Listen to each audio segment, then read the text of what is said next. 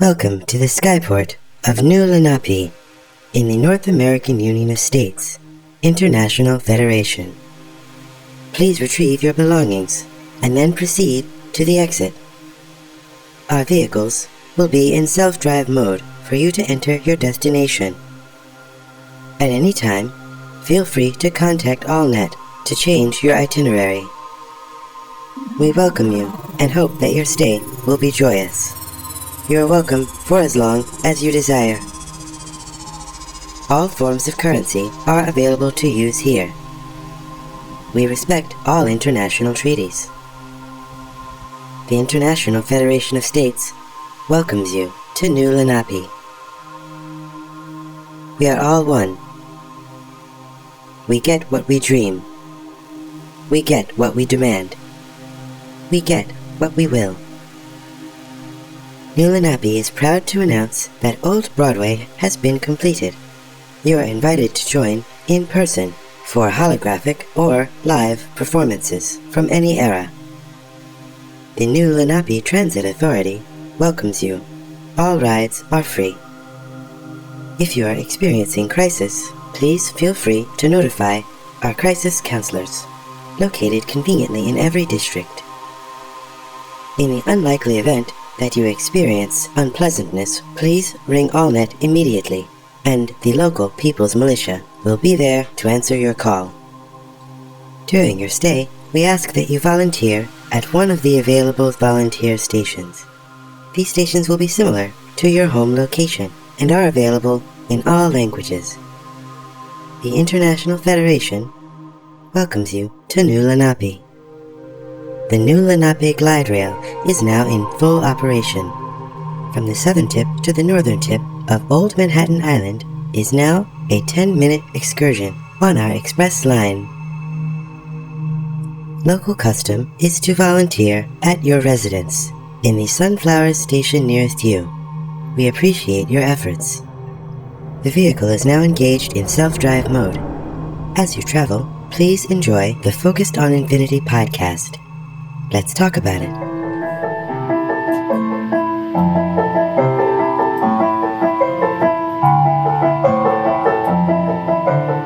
Hello again, everyone. Logan here.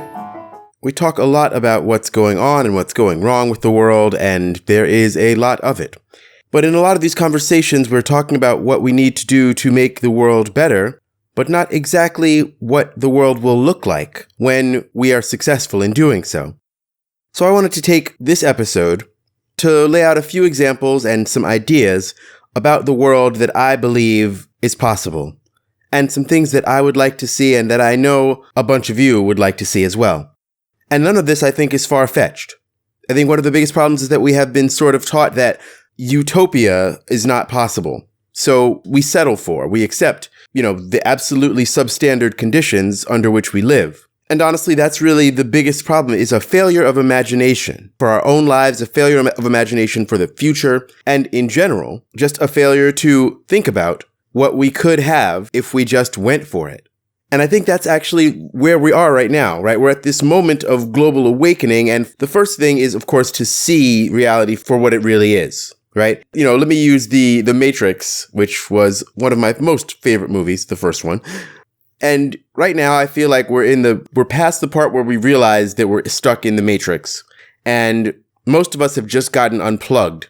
And we're all slippery and confused and sliding naked out of flume somewhere into what the real world actually is. And it's disorienting and it's terrifying.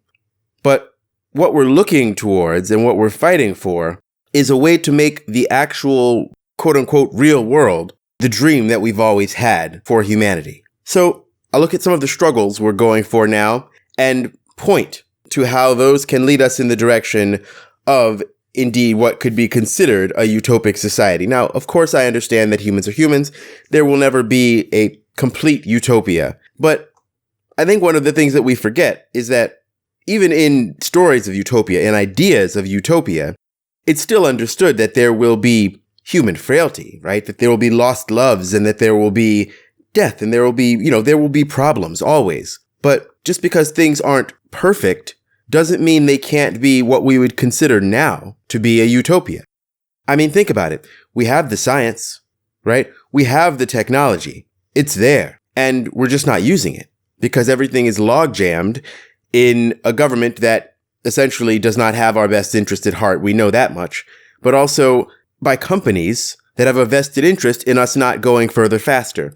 A quick example of that is the train system. Our trains are essentially ancient relics compared to what they could be. Look at the example of other countries like China. Just for an example, here's what's already happening and available in China right now as we speak. This is from Wikipedia. High-speed rail in China consists of a network of passenger-dedicated railways designed for speeds of 250 to 350 kilometers per hour. That's 155 to 217 miles per hour. It is the world's longest high-speed railway network and is also the most extensively used.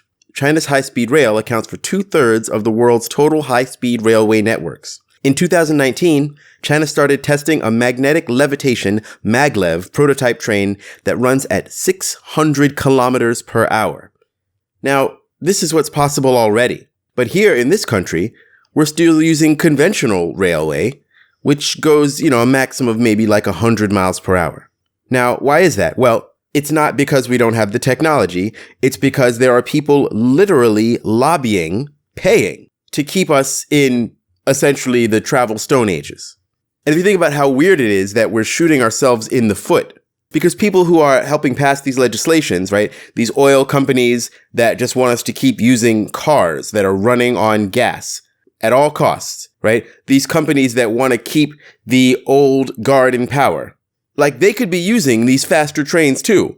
They could be zipping around all over the country quicker. I mean, not right now because of COVID, but you know what I mean. They could also be using this technology. Like, it would benefit them too. But they're so greedy that they're keeping not only us, but themselves from enjoying better technology, which is already not only readily available, but running, zipping along right now. And you know what? Look, I'm not here to discuss which country has a better type of government, right? Because at this point, we all know we've been lied to. They're all authoritarian. Every last single fucking one of them, basically. And China is not communist. China is an oligarchy. Look, US is shot too full of holes to be throwing stones. I mean, we live in a rickety glass house. Like, one more stone goes through a window and the whole thing might just come crashing down on us in shards. So let's be a little bit more reasonable when we talk about other countries. But anyway, there's already the technology. And that's just one of the ways, right? That's just one of the technologies we could be using more. Now, we also could just have solar panels on every rooftop everywhere, right? That wouldn't be hard. And you'll get people who will try and tell you that, no, it wouldn't be enough to run everything, blah, blah, blah. That's just a dodge. The problems that people have with solar energy are the same problems that they have with the concept of utopia itself. Because this thing is not perfect, let's not even talk about it or go for it. And that's ridiculous. It's just ridiculous, right? The sun is free. The sun is already there, powering literally everything, right? It is our source of life. It is the thing that people have been worshiping for tens of thousands of years at least, because it is the literal source of life for all life on this planet. And it could be powering most of what we do. I'll give you an example of what's happening in another country right now. In Germany right now, as of 2019, their power comes from 24.8% wind, 9.1% solar, 8.7% biomass, and 3.7% hydroelectricity. That's a total of 46.3, almost 50% of their energy generated from renewable sources. Now, those numbers can obviously continue to come up, and I expect that they will, but that just goes to show you what people are already doing, what's already possible. And I've been talking a lot about racism, sexism, homophobia, etc., but the crown jewel in all of our issues, the critical linchpin in all of our issues, the thing that if we don't fix, nothing else matters, is climate change. And the way to a utopia of any kind is definitely more focus on how we get our power, how we get our energy, the energy that runs the things that we do. Because I'm not, there's anarcho-primitivists That's a group of people basically who believe that, not only do they want no state, but they want to be returned to like Paleolithic style living, right? Nothing that needs to be generated in a factory. And no, I'm not with that at all. I believe that since we had to deal with the Industrial Revolution, we should use what we've learned, right? All the technology that we've learned and all the science and all the medicine and all the good things that have come out of it. We need to take that into the future. I mean, of course, just for life extension, but not just life extension, but life enjoyment, right? Because even though there is a part of me that does love the idea of just going out into nature and contending with nature, I mean, let's be real, who doesn't like sitting in a comfortable chair, eating food that you can have brought to you or it can be made quickly, that you didn't have to, catch that day or pluck that day, or, you get from the satchel of nuts that you've been saving up. You know what I mean? There's been too much advancement in our quality of life for us to realistically consider going back. And I would like to even go much further forward. And those numbers come from Wikipedia, by the way. But just what Germany is doing right now is a little glimpse into what is possible. And once we got rid of coal, there's hard coal, there's brown coal, there's natural gas, and there's also nuclear, which I know a lot of people support, but I do not. I don't think that in the end it's necessary. And for me, no matter how safe it is, right? It's like nuclear power to me is like having nuclear weapons around.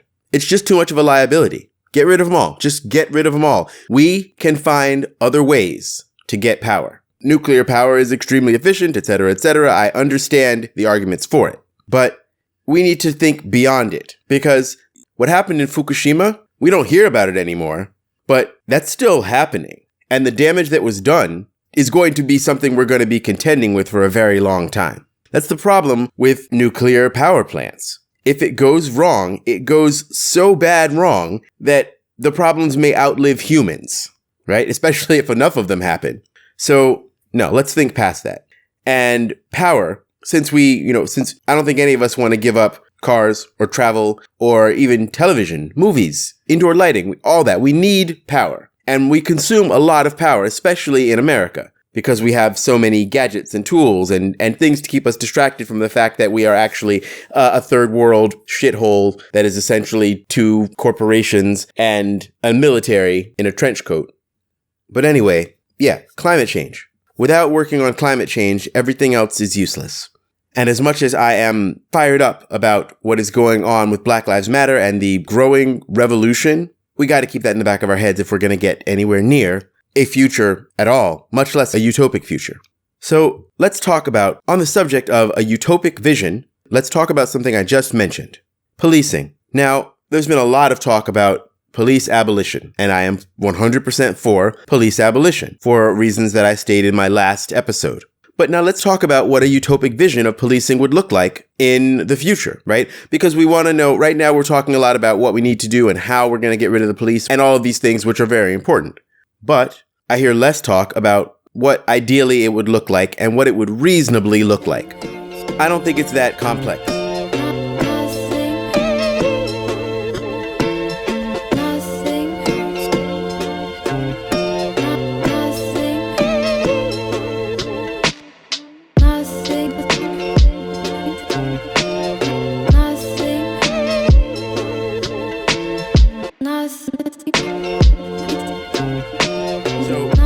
At the numbers, this is from a New York Times article, 4% of police time is spent handling violent crime. And that's only by a pretty broad definition of violent crime. It's even less than that if you have a more stringent definition of what constitutes violent crime. 4% or less. Now, whenever you have these conversations about police abolition, the first thing someone does is start pulling their hair out and saying, but what if someone's trying to stab someone or kill someone? What's going to happen? All right, first of all, the likelihood of that happening is pretty fucking low. We have this overgrown fear of the bad things that could happen without realizing that those things happen pretty damn infrequently. And the $11 billion in New York City that we're spending on cops, it's not $6 billion, it's $11 billion. I'll come back around to that. But that money is not mostly keeping us safe. And that's without even considering the fact that police don't stop crime. They very rarely stop any crime that's in progress. Okay? They get there afterwards, 9 times out of 10. So we really just need to rethink the idea that police keep us safe. They do not. They absolutely do not keep us safe. They're there to respond. And I mean, that's with a generous definition, because what they're really there to do is a little bit more sinister. And we all know that. I don't want to get too far afield on that. But most of what police officers do is not handling violent crime. 4% or less. So once we deal with that, then we see, okay, what they do is much less needed. Much, much, much less needed. Right? So we start there. Now, what do I see as a utopic vision? Well, here's where I'm going to break from a lot of, liberals and Democrats. I think that local armed people, maybe you have something that is like an old school sheriff, like where there's precincts now, right? You have in each area a sort of people's militia or whatever you want to call it, but people who are essentially on call. If something actually violent pops off that, the people can't de-escalate, that needs to be dealt with, something like that, right? But there would be many fewer of them, and they would be local. So they would have absolutely no urge to over-police an area because they know all the people that live in that area. Those are your neighbors. And also, they would not come from the current model of policing, which is essentially police as an external force rather than an internal force. So that just handles the whole idea that we would be unprotected and everything would go to the Wild West. Then what else would you have money for? Well, tons of things.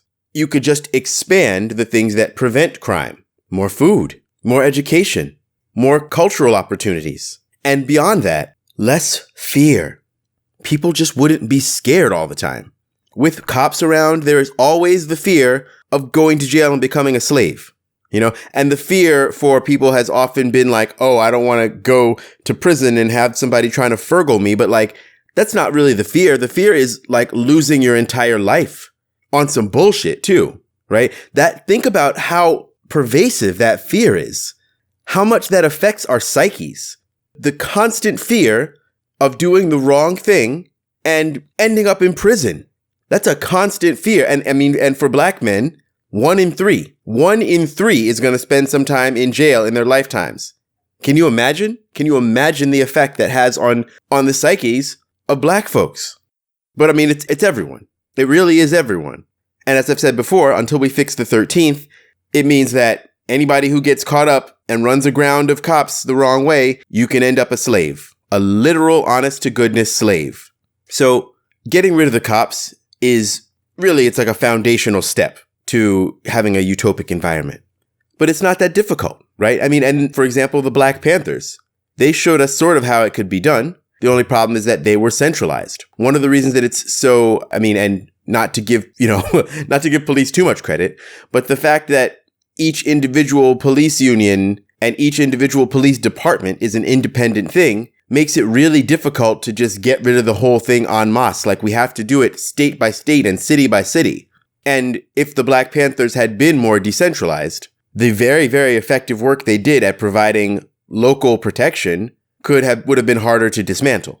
I use them as an example a lot because I really do think that they are the best example we've seen in recent history, perhaps in modern-ish world history, of something created by and for the people that was just off by a little bit, right? They had a lot of the model down, but like I said in the previous episode, they counted too much on hierarchy and they weren't decentralized enough. But we could do that, right? And that model is very much there. And I am not against guns. I think everyone should be able to have a gun that is responsible. And I think it should be more like, you get a driver's license if you want to drive, you get a gun license if you want to have a gun. You have to show that you're, in the right mental shape. You have not done any domestic violence, because domestic violence is the most obvious precursor towards gun violence. And if you want to argue with me about whether or not people should have guns, I am always happy to have that debate. Because most of the people who believe that we should just get rid of guns are people who live in cities and believe that the cops are there to protect them. That's just how it is. Once you've lived somewhere where there's not police close enough to you to protect you in one of those unlikely situations, or you are part of a group of people for whom the cops being a protective force has never been a thing, you understand it better, And unfortunately, some of the worst element in this country, the people who are likely to use guns not to protect themselves, but like freaking the McCloskeys, are using it to defend their property from the unwashed hordes, which essentially means like threatening and maybe shooting a bunch of people who don't really deserve it, right? Those are the people who are the poster children for gun ownership. They should not be, under no pretext. That's all I'm going to say. So as far as policing, we need to keep fighting, need to keep thinking big, but we can get to that utopic vision of policing. It would be pretty quick. A little personal story. I, for a while, wanted to become a police officer, as weird as that sounds. But it was before I knew what most of policing consisted of. I used to be big into martial arts, and I used to be in really good shape. And also, I enjoyed tournaments. I enjoyed fighting. I enjoyed that kind of thing. And I always say that, supervillains and superheroes have a lot of the same skill sets. And it was a skill set that I was cultivating, running, fighting, and getting into altercations, running towards danger rather than away from it, And I think a lot of people have that instinct, and it's a good instinct. And beyond even whatever this people's local militia thing would be, the instinct to protect each other is there. And one of the reasons we're not good at it is honestly because we're afraid of the cops, right? I would have gotten involved personally in many altercations that I've seen if I weren't afraid of the cops showing up and telling me I had overstepped or not knowing who was who. And then I end up in the clink, in the hoosegow, in a big house, up the river, one of those. Really, what the police do is they make us just afraid. So it's not even utopic to suggest there's something better out there, right? And a note on this, social workers ain't it. Most social work is racist as fuck. So we need a new model of social work as well, because a lot of it is based on these super underfunded and extremely racist ways of looking at problems with society and just trying to take people's kids away from them rather than directing them to services that will help the whole family stay better and stay together. The fact that we spend over 50% of city budgets on policing shows how much more as a society we are into punishment than we are into restoration, than we are into liveliness, livelihood, and essentially the health and happiness of people. So even in our utopia, there would be someone there to run to your aid if you really needed it, right? And just because of the nature of existence, it's not likely they'd get there before it was all over. It just isn't. So the other thing is acknowledging that life is dangerous. Being alive, there is an inherent danger in being alive, no matter where you live. And some places, yes, more dangerous than others, of course, but the inherent possibility of danger is something that we should not be just afraid of inherently. We are taught so much fear. And I'm not talking about a lot of people say oh yeah, I'm not going to live in fear. You can't catch me wearing a mask because I ain't going to live in fear. That's not what we're talking about. All right. If you're not wearing a mask, you're just a fucking moron. That's not because you're not living in fear. That's because you don't believe in science or helping other people. Yeah. We live under so much fear. And, if I have a child one day in some, mythological world, if this utopia does come around and I decide it's okay to have children, I'm not going to teach them to be afraid of anyone that draws breath. Why? Why be afraid of another human? Doesn't matter what kind of body you have, large or small, male-bodied, female-bodied, whatever you are, there's no reason to be afraid of another human being. All fragile, we all hurt. Really, one of the reasons that, there are weight classes and such in, a lot of the combat sports and just sports in general is because rules are there mostly to prevent people from getting hurt.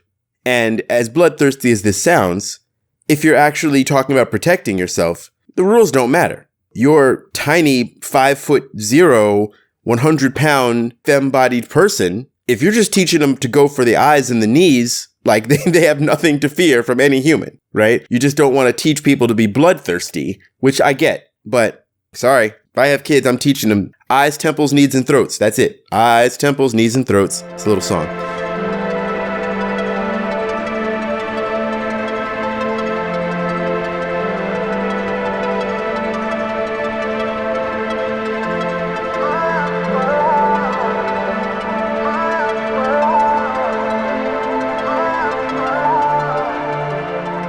To another topic, drugs.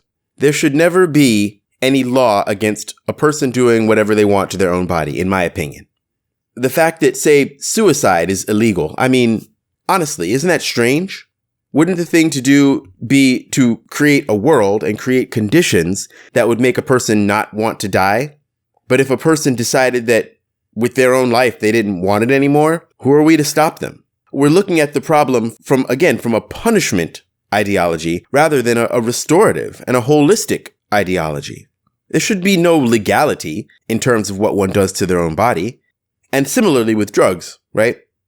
First of all, if you give people better living conditions, they are less likely to make a drug experience the only experience that brings them joy. Massive drug addiction is, by and large, a disease of despair. It's because your needs are not being met. It's because your life is not joyous, because you don't see any other way out. That's why opioids are ravaging the country. And it's not that people don't see a way out and they're irrational. It's because there's really no way out. As bleak as that sounds to say. I mean, if you think about this, really think about this. And I may have made this analogy before, but, sometimes people make fun of people for playing the lottery. It's like a regressive tax on the poor, and it is, and it's fucked up. I get that. But if you're born in the hood, you don't have good education, you don't have good schooling, you don't have a family support system, you have no generational wealth, right? Without all those things, your chances of getting out of your condition are about as good as your chances of winning at the lottery, by which I mean not fucking good, like infinitesimal. And for people who have money and who have prospects, right, it's college-educated people who are usually making fun of people who are playing lottery. And it's classist as fuck. Right? I'm not saying people should be playing the lottery. I'm not saying that. Two things can be true at once. Poor people should not be playing the lottery, and they shouldn't be corralled into playing the lottery by these fucking greedy motherfuckers. But also, we shouldn't be making fun of people who don't have any good options for throwing a penny in the wishing well, even if it's a lot of pennies. We have to understand the conditions that make people do the things that they do, and have a little fucking compassion. The number of times I have heard college-educated people with parents that have money make fun of people for playing the lottery. I'm like, and I didn't put this thought together, until pretty recently. So I didn't call them out on it or say anything in response, but something about it rubbed me the wrong way. And it really is that it's just not only a lack of imagination as regards how people are living, but it's a lack of empathy. People aren't like broken robots. The things that people do make some kind of sense. And even if they're not good things, you can tell how a person got to where they got based on the circumstances of their life. Everything is governed by the rule of one thing leads to another, quoting Ani DeFranco again. So with drugs, look, they should all just be legal, decriminalized, whatever. Because, hey, if a person's happy, if we all had a home and food and we're doing something with our lives, I'm not going to say a job, because the whole idea that you need a job, this is what you do. What do you do? What's your job? That is some shit we need to leave behind us. The fact that we are defined by our jobs, the fact that the second thing they say, it's it'll give you your name, your age, and then your profession. That's how people are defined. That's nonsense. That's not who you are. It's only who you are in a society that is based on consumption, and the consumption not only of goods, but of people, right? If you do not have a job to pin on yourself in a capitalist society, you ain't shit. So if people had all the things that they need to be happy, instead of a job, I'll say purpose as the last thing, right? You've got food, you've got shelter, you've got purpose, and you've got community. If you have those things, maybe you would want to try heroin just for fun. Maybe you'd pop some Molly pills every now and again for the giggles of it. I cannot confirm or deny anything, but I have it on good authority that it's pretty fun if you do it once in a while. Don't ask me how I know. But you wouldn't just do it all the time, because what underlies complete surrender of one's life to drugs, just taking heroin all day long and doing nothing else, is misery. There's got to be some deep sadness there. And also, it's a thing you do to yourself. Now, crimes that come from drug use, well, again, the problem is what led to that. The problem is, how did you get to committing those crimes to get more drugs? Well, you probably didn't have enough money, and you didn't have enough of a community or support system, and you didn't have purpose.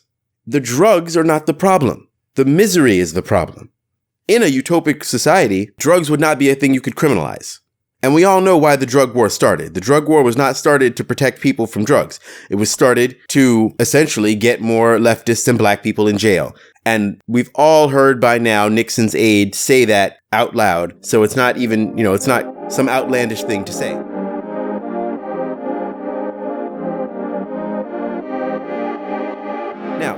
all cities. And in New York, I would call it the Rooftop Greening Act, whereby there were gardens on every single available rooftop space. All of them. A tiny little garden, or any size garden that you could make happen, whatever the people there have the interest and know-how in running. And it would be run by the people who live in that vicinity, or just other locals who were really into gardening, right?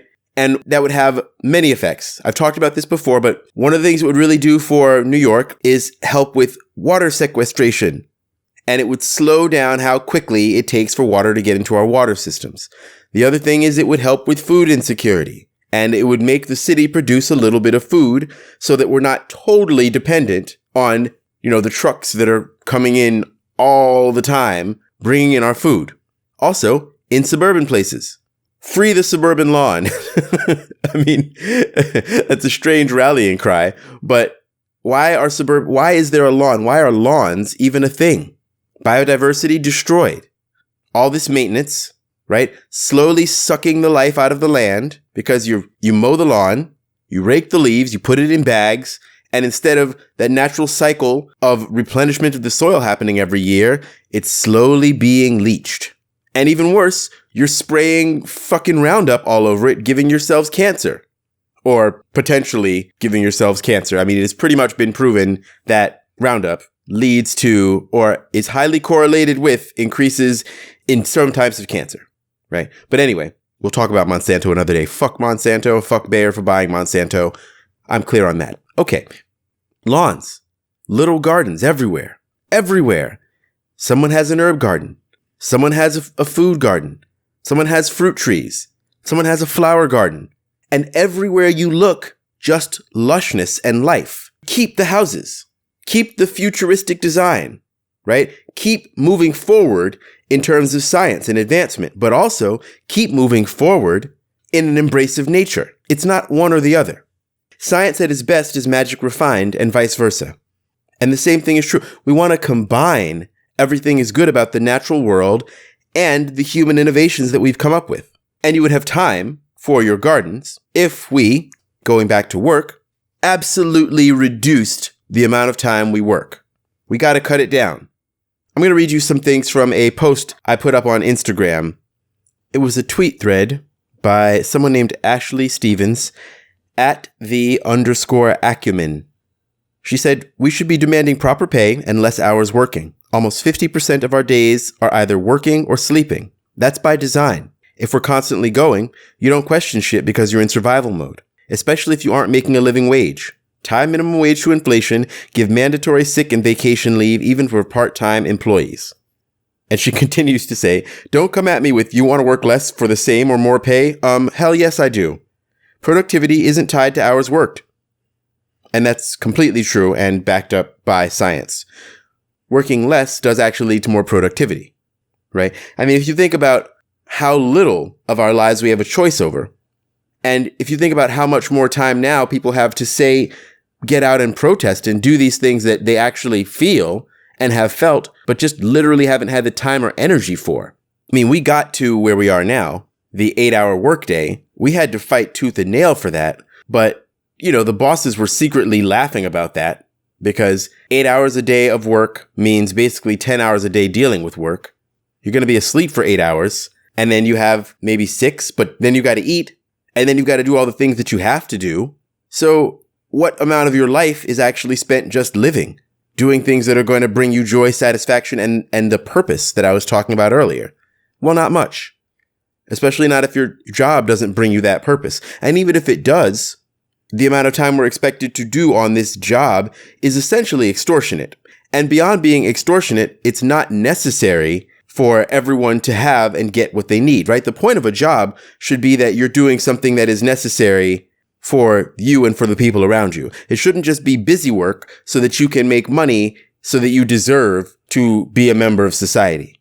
The concept of selling hours of our life for any wage, it's a little ludicrous. It's beyond ludicrous. It's a little bit wrong. It's like, how much is an hour of your time worth? Really think about that. And the minimum wage, let's keep in mind that the minimum wage federally is still like $7.50. That's the country we live in. The values of a country are shown in its laws and legislations. That shows you what they think that we're worth. That's not enough to live well. That's not enough to live in most places. Nowhere in this country can you afford a decent apartment and food and travel on the minimum wage. You just can't. You just can't. But even if the minimum wage were $50 an hour, is that worth it to do something that you don't want to be doing or don't believe in, that isn't even really necessary in terms of making society a better place for 25, 30 years of your life? The most healthy and vital 25, 30 years of your life? It's a bullshit trade-off, basically a scam. And it is utopic thinking, perhaps, but it's not utopic thinking that's based on fantasy. We are more productive when we don't work as much, right? If you had to go to work for 4 hours a day, you could really grind on those 4 hours and get basically the same amount done. And there are some jobs that do require just more physical time, but most of those jobs are something that can be mechanized and will be mechanized at some point, or something that could be a passion project for someone. Because I know I spend upwards of 8 hours a day just reading things and learning things and writing about things. And I do that essentially for free. By the way, quick plug for myself, please do join my Patreon. Join my Patreon so that I can continue doing this and expanding it. I want to get a team and connect to more original reporters that I can then report on. And I basically want to support the revolution through my work and through my words for the rest of my life. I see no other cause worth it. And I'm good at it and I work hard at it. So patreon.com/focusedOnInfinity. So let's rethink what work means and start to demand it and work that into our supposedly utopic vision of the future. Now, what's next?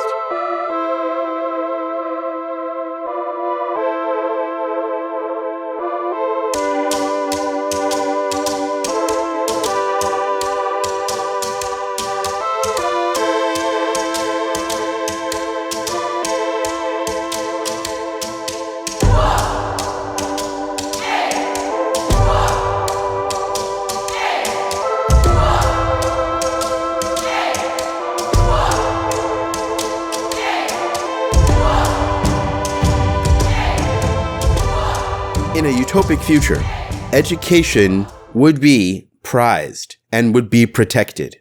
There wouldn't be a whole ton of laws in a utopic world. Our country has a bunch of laws that are just absolutely ridiculous. They're just ridiculous, right? Jaywalking. Jaywalking is still a crime in a lot of places. That's ridiculous. You don't need a law against that. I mean, I understand you don't want people hit by cars, but that's what streetlights are for. The fact that we have criminalized so many things just shows, again, how much we have focus on punishment. At any rate, education. It should be illegal to miseducate someone, to intentionally miseducate someone. That should be, I don't know, if not the First Amendment of whatever new constitution we have is, or the next amendment to our current constitution if we decide we want to keep it and fix it, whatever. It should be illegal to lie to people for the purpose of so-called education. That means half the history books need to be burned. And I know the idea of burning books is something that freaks people out, but, you know, I'm sure you understand what I mean metaphorically. There are history books that say things like, they found workers in Africa, right? Stuff like that. That's a lie. I mean, it's not exactly a lie, but it's a lie, right? And spare me the fucking slippery slope arguments about, well, you know, if you say that's a lie, then no, it's not that slippery. And a lot of things that people called slippery slope arguments, the slope is not that slippery, right? Wearing a mask is not the first step to not being able to leave your house or someone's going to shoot you. It's just not. The logical leaps required to get from some of the things people say is going, you know, X is going to lead to Y. No, mostly it's concern trolling, but it should be illegal. And guess what that means? That means not just history books and schooling, but also the news. In a utopic society, the fairness doctrine would be not only returned, but would be twice the strength. If it weren't for Fox News and CNN and MSNBC, we would be much better off. Straight up. If news were there to actually educate you about what is going on in the world, and I don't believe that we need to have dry news. I don't think we should have dry news. I think we should have news that gives you the information. But the idea that when someone's talking about something horrible, that they should be really calm about it, that's just not human. And I do believe that news should be primarily local. We would need to bring back local newspapers, local reporting, empower local places to go around and make sure that people knew as much as they needed to about what was going on right in their area.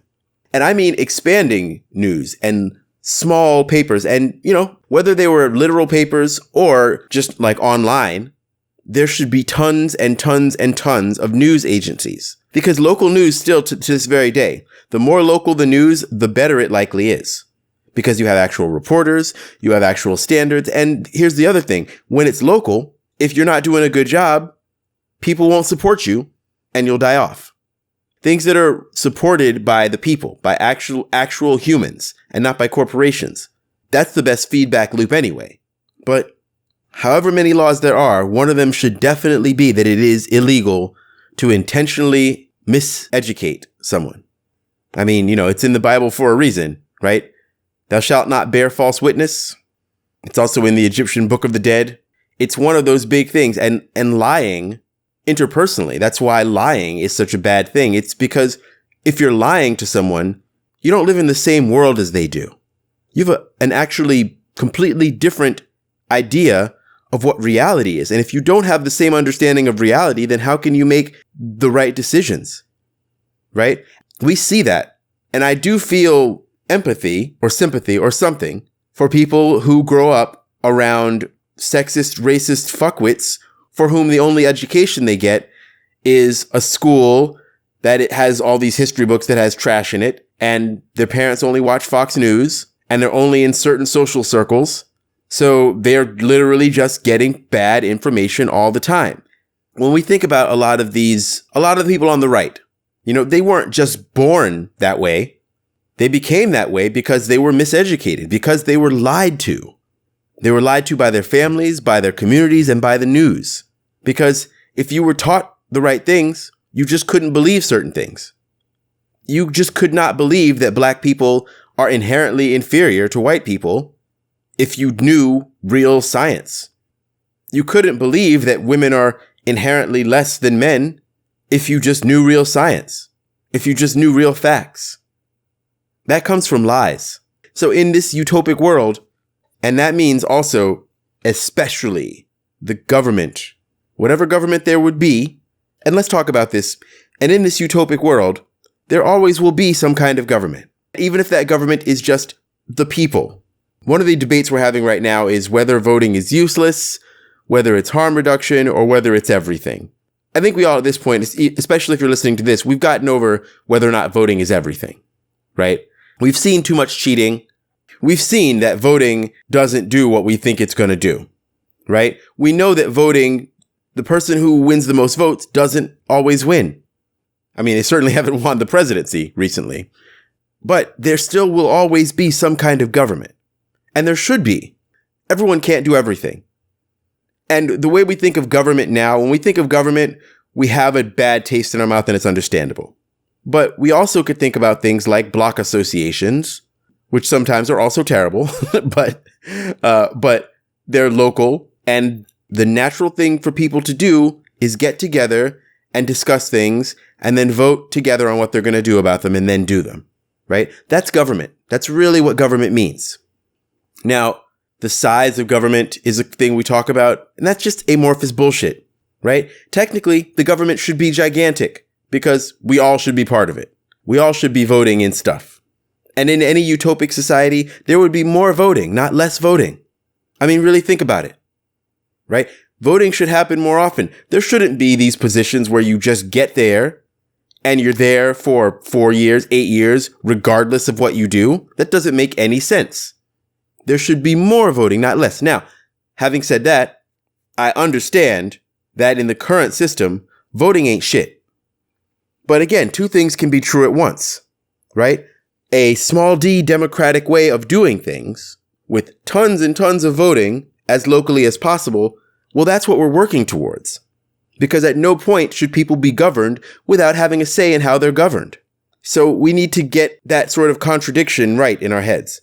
Because right now, I am leaning towards not voting in the presidential election, as much as some people are going to want to cancel me for saying that, in so much as people can be canceled. And it's because there's going to be so much voter suppression. 1 in 12 people are suppressed from voting. There's so much gerrymandering, and the process already to this point has been so illegitimate that how can we have faith in the outcome of the presidential election? And I don't believe, of course, that you can just sit out, and I'm definitely going to vote for every down ballot election. I'm voting for all of them. But voting ain't it. Just voting, that's not it. We need to be getting involved every day. And the thing is, if we're not just thinking about a job, if we're thinking about purpose, right? If we're thinking about purpose, then we would spend more time making sure that the world around us, and I mean right around us, our neighborhoods, our communities, were stronger and better. We would have the time, we would have the energy, the wherewithal, and it would mean more to us. In a utopic vision of society, you would have lots of voting, but it wouldn't look anything like the bullshit we have now.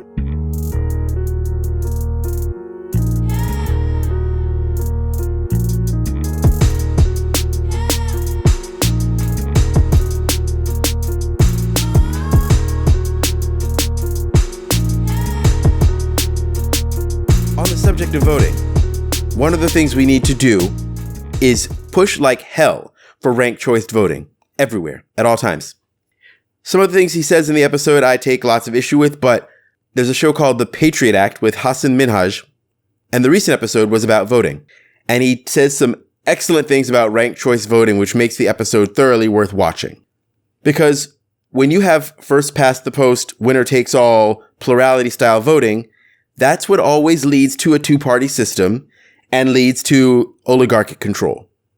If you have ranked choice voting, you vote for who you want to vote for, and you're not worried about if they're going to win or not. Because when you start voting based on the gamesmanship of it, that's when everything goes out the window, because people are no longer voting for their actual morals. They're no longer voting for what they actually want or believe in. They're playing it like a game. And if you have to play it like a game, rather than actually looking at the world around you and deciding this is what I want for it and fighting for it, you end up with a meaningless, soulless, terrible world like the one we have here. People are totally right when they say that voting for the lesser of two evils will always get you evil. That's true. That's not just rhetorical, right? But the liberal answer is, well, you got to just vote anyway because this is what we got. No, what we need to do is fight for ranked choice voting. And that's something that can be enacted on a state level. Everywhere, right now. Okay, so add that to your daily roster of things that you can call and make noise about. Ranked choice voting. And in our utopic vision of society, everything will be ranked choice voting.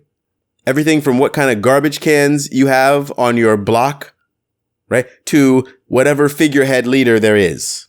I think the presidency should be stripped of all but most, if not all, of its power, personally. But whatever. We would have ranked choice voting for that. And then people would stop saying idiotic things about third parties because you could just vote for who you actually wanted, and then the votes would be allocated properly, rather than ending up indeed being potentially a spoiler. Because again, two things can be true at once, right? The third party system does create spoiler candidates. It does. Jill Stein was not a spoiler candidate for Hillary Clinton, though, because Gary Johnson took 4 times more votes away from Trump as she did from Hillary. So I have to keep mentioning that because people still say it and it's just so infuriating. But even though that's true, there can be spoiler candidates. For example, in the recent race of Booker versus McGrath, the primary, where we almost got Charles Booker in over Amy McGrath, she's going to lose to McConnell. You can just call it right now. But there was another person in the race who was also pretty good, and they took away votes from each other. And so she won. I also don't think that she actually won. I think that they just cheat. Because let's just talk about this for a second, okay? The idea that our voting system right now is legitimate, you're a child if you believe that. You're a fucking child. As long as there are things like vote spoilage, oh, they didn't mark this thing correctly, and there's no accountability for that. We have electronic voting with no paper trail. We have super easily hacked voting machines. Super easily hacked. Look, why don't we have paper ballots with tear-off receipts of who you voted for? That can be audited again. Or something like that, right? Our voting system is illegitimate. And whenever these things get close, why is it that the establishment candidates always seem to win? Why is that? Very curious. Oh, these super close, tight elections, somehow they just managed to pull it out. There was one in New York where the same fucking thing happened, where it was super duper close, came down to a couple votes, and instead of the progressive Democratic Socialist candidate winning, looks like the establishment candidate won by just a few votes. No more recounting, we're done, they won. Our voting system right now is illegitimate. We're just an oligarchy. We're just an oligarchy. That's what we have. We don't have a democracy. We don't have a republic. We have an oligarchy. And yes, there are awesome moments where they are unable to, or they don't have the resources to, or they just don't expect it, so they don't control it hard enough, where we get someone through like an AOC. But that happens infrequently because they have such control and they have no accountability. So in our utopia, there will be lots of voting, but it will all be ranked choice, and it will all be audited by people, by independent people. It should be like jury service, right? There should be no election boards, right? No permanent election boards. Fuck all that. No entrenched power when it comes to voting. You do a stint, right? It's just some kind of public service that you do. We just share it out. In our utopic society, our food would not come from miles and miles and miles away. Even in cities, the local farms would just provide the food for the local markets. We would not need big chains. We would not need agribusiness. We should not have agribusiness. We should not have monocultures. We should have small, family-run farms that produce food and provide food locally, supplemented by the gardens that people have themselves. Can you imagine the variety and just the trade and the greater strength of not only the food system, but of local power? There would be no need for hunger, because quick shout out to all of the people right now who are creating the free food fridges. I'm going to put links to some Instagram pages of places where you can find free food. And they're doing them all around the city right now. And I think this is something that we should do just everywhere, literally everywhere, every city, right? What you just do is, there's a fridge. You find some place that'll have a fridge outside and where they'll let you plug it in. And all you do is you put food in it, and people come by and they take what they need. Or if you have more than you need, you come and you put some in. No one needs to be hungry. And in this utopic society, no one would be hungry. And it's not that hard to imagine. It's not that many steps from right now. We have food pantries. Why not just expand those? And also add things. You could have something that is run by whatever government, some sort of municipal food pantries, but also just these local fridges run by the people, completely and totally independent. They're just there. No, they're not under anyone's purview. They can't all just disappear overnight. Just run by the people and for the people. You could even do stuff like, you make something. You bake a cake, cut up some slices, throw it in the local community fridge. And yes, of course, there are potential problems, and there's always going to be bad people. Though, in our utopia, when everyone has everything they need, everyone has housing, because we give them housing, right? And if everyone has food, everyone has something meaningful to do, everyone has community, or access to community, or as much community as they want. So we would get to actually see what percentage of people are just angry or violent or just want to actually do harm to people. And I would hazard a guess that it's pretty low. Like we mentioned earlier with policing, it's 4% or less of what police do, which goes to show you that by and large, people are all right. The most critical aspect of this utopia that we're building is us. And the reason that I believe that the ideas that I'm putting out there as utopic aren't really that far off. It's not fantastical. It's not crazy. It's because we are the critical linchpin to every society. Us, humans.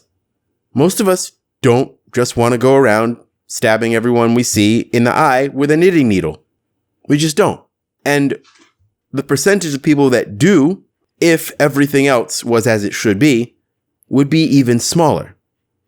Right? So one of the things that undergirds the idea that we can't ever have a utopic way of living is this sort of punitive idea that humans are evil and sinful and bad.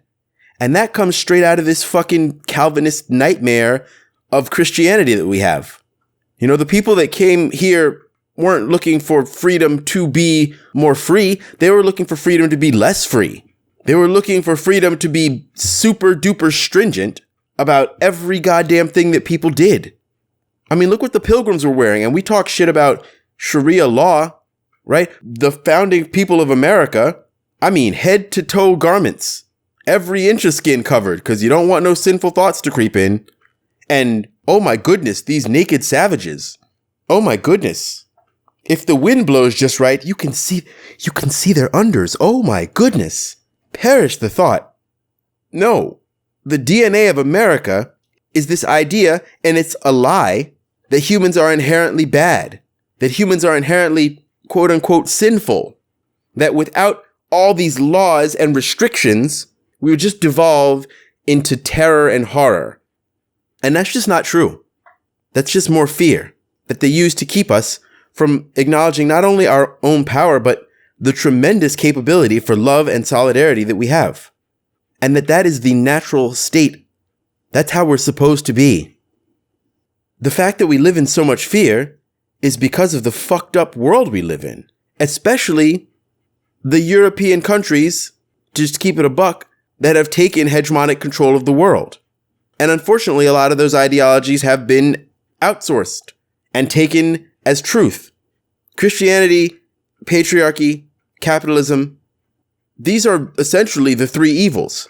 And I'm not talking about Christianity as in the Christians who go to church and try and be good people and try and live by the teachings of Jesus, who's a fucking socialist, hello. But there's tons in the Christian Bible that is good. But most of it's a bunch of fucking laws, especially the Old Testament. It's just a bunch of laws about sin and about how terrible humans are. It's a fucking tool of control that is meant to make us think there's something wrong with us. By the way, it bears repeating, homosexual was never in the Bible. There was a really great TikTok that I saw about this recently, but the word homosexual wasn't in the Bible until 1946. The previous word was essentially pedophile. But in 1946, they changed this word that meant pedophile to homosexual so that they could demonize homosexuality and further push fucking nuclear family and this heteropatriarchal bullshit so that they could maintain this patriarchal capitalist system and tell people that they were wrong, that they were sinful for who they loved, for who they are naturally. And it's along the same order of telling people they're sinful for wanting to do premarital sex. All right, premarital sex is a meaningless term. It's just nonsense words, right? Sex is just sex. There is no relation to sex and marriage. There isn't any.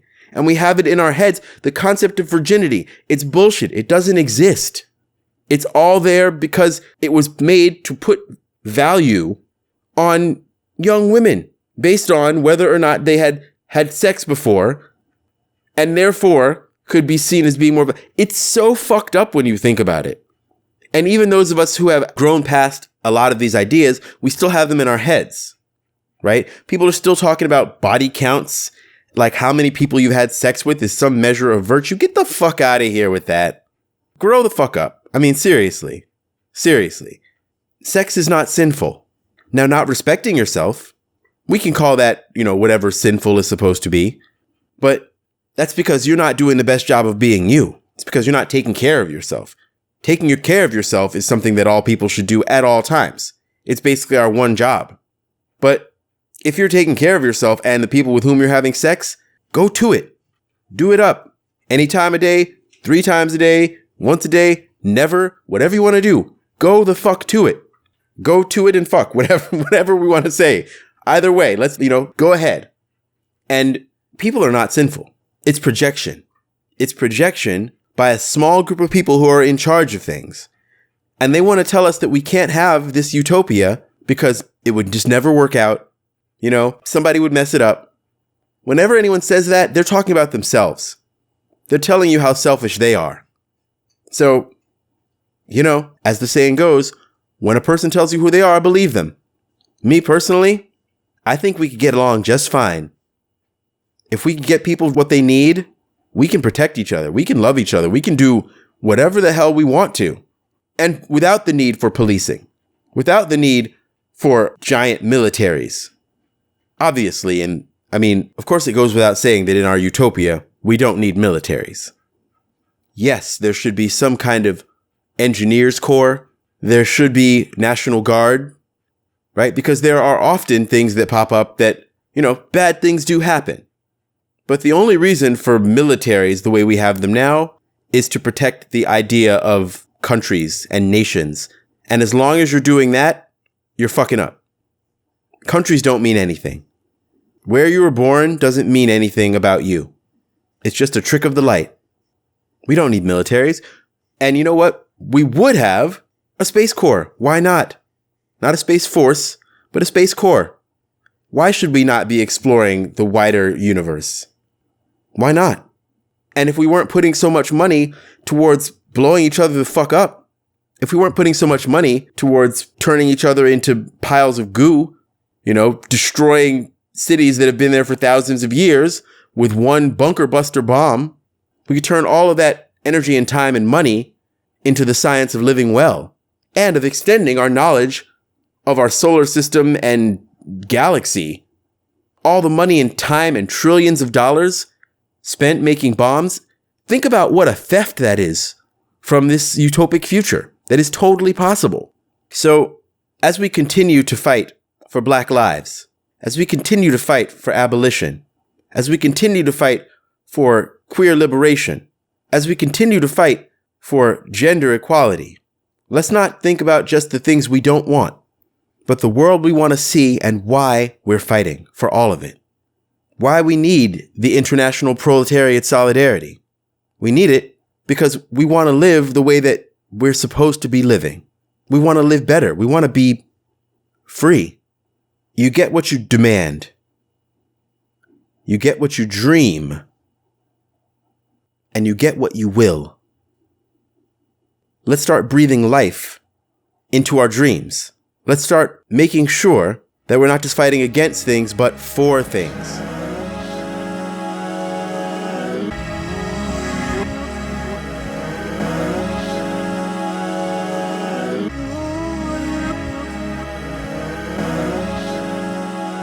And that will bring us to the end of this episode of the Focused on Infinity podcast. Thank you for listening. As always, special shout out to my patrons, the early patrons who have been with me for a while and who basically helped me get started. But also thanks to all of you who just listen, even if you don't have the dough to contribute. Hey, I appreciate you just listening. If you can help me by spreading the word and also joining my YouTube channel. Just search YouTube for Focused on Infinity with Logan Grendel. I've got some content on there that won't be anywhere else. I'm creating more things that are just for YouTube. And of course, there's always the most on my Patreon. Patreon.com/FocusedOnInfinity. Please do also follow me on Instagram. That's where I do most of my political ranting. And there's lots of good info I've been finding and just learning more about the world. There's just so much to learn. That's at Focused on Infinity. Much love to you. Stay safe. Wear your fucking mask, please.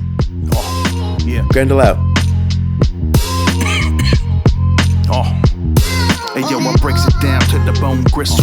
I be that devil send adrenaline flooding your tissue. I pray may every shot pop from the police Glock miss you. Just trying to shop, they trying to stop and frisk you. I ain't trying to dismiss you. They wonder why I'm silent on the issue. I'm dealing with my trauma, homicide, blatantly in view. Ain't no picking a side when they decide to try to end you. Bitch, you living living a lie if you decide victims offend you. Complain about a mask and shit, it's not designed to fit you. Trying to wear it over two faces, now that's your issue. I only speak about shit that I've been through. But if you in a struggle, just know that I'm rocking with you. Pop a pistol, let the flesh will wear the shirt like snot to tissue. They squeeze quick as a sneeze, but tell me that they sick, that's not the issue. God don't hear my pleas, I'm trying to get this off my mental. So if you don't hear me speak, you know I'm in this with you. Fuck.